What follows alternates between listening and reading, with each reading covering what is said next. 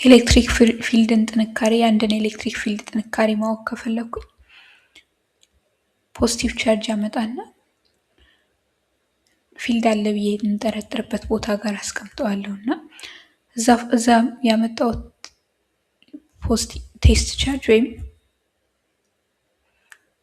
ኪው ኖት ልበለው እሱ ያመጣሁት ወይም እንደዚሁ ኪው ብቻም ብለው እዚህ ያመጣሁት የኤሌክትሪክ ፊልድ ላይ እዚህ ያመጣሁት ቻርጅ ላይ ምን ያህል ፎርስ እንደሚያርፍ ያለውና ባመጣሁት ቻርጅ ላይ ምን ያህል ፎርስ እንዳረፈ ሳይ ኤሌክትሪክ ፊልድ ስትሬንግዝ ወይም ኢን አገኛለሁ ማለት ነው። ኤሌክትሪክ ፊልድ ስትሬንግዝ በኢ ይነገራልና ኢን ለማግኘት ምን ያህል ፎርስ በያዝነው ቻርጅ ላይ እንዳረፈ እና ማወቅ ነው ማለት ነው የሚያስፈልገንና እዛ ላይ የሚያርፍብን ፎርስ ደግሞ በአንድ ነጠላ ቻርጅ የተነሳ መሆኑን ካወቅን 2-3 እንደዚህ ተመሳሳይ ከሌሉ ማለት ነው 2-3 ካሉ ኤፍ ኦቨር ኪው ላይ እናቆማለን። ግን ያለን ቻርጅ አንድ ብቻ ከሆነ አንድ ነጠላ ቻርጅ መሆኑን ካወቅን ፎር ሲንግል ቻርጅ ከሆነ ያመጣው ይሄንን በሁለቱ መካከል ያለው ፎርስ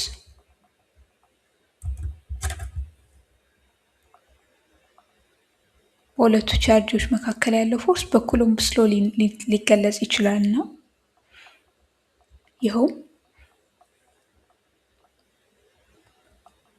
የመጀመሪያውን ኪው1 ብለው በኪው1 እና በኪው ባመጣው ቴስት ቻርጅ መካከል ያለው ፎርስ ኤፍ እኩል ይሆናል ኬ ታይምስ ኪው1 ታይምስ ኪው ኦቨር በመካከላቸው ያለው ርቀት ተብሎ እንደዚህ ሊገለጽ ይችላል። አር ስኩዌር ተብሎ ሊገለጽ ይችላል። እና ኤፍ እንደዚህ ከሆነ ይህንን ኤፍ ወስጄ ኢዝ ኢኳል ቱ ኤፍ ኦቨር ኪው ላይ ባስገባው ኢ እኩል ይሆናል ኬ ኪው1 ኪው ኦቨር አር ስኩዌር እንዳለ ጠቅላላ ሲካፈል በኪው ይሰጠኛል እና እዚህ ጋር ኪው ከላይም ከታችም ስላለኝ እንደዚህ ባጠፋ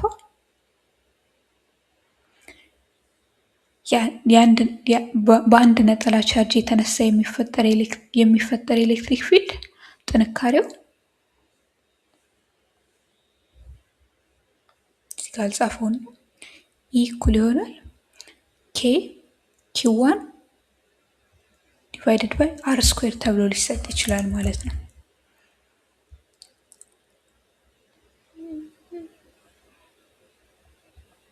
በአንድ ነጠላ ቻርጅ ብቻ ከሆነ ኬ1 ኦቨር አር ስኩዌር ተብሎ ሊጻፍ ይችላል ማለት ነው። እና የኢ ዩኒት ምን እንደሆነ ማወቅ ከፈለግን ደግሞ ኢ ከዚህ ጋር ማግኘት እንችላለን ከፈለግን የፎርስ ዩኒት ኒውተን ነው። የኪው ደግሞ ዩኒት ኩሎምብ ነው አይደል? ኩሎምብ ከሆነ ኢ ዩኒቱ ኒውተን ኦቨር ኩሎምብ ነው ማለት ነው። ስለዚህ ኢ የሚለካው በኒውተን ኦቨር ኩሎምብ ነው ማለት እንችላለን ማለት ነው።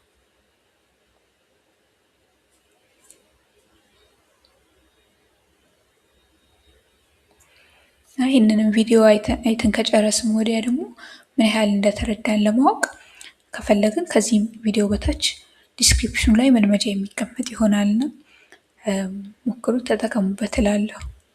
አመሰግናለሁ።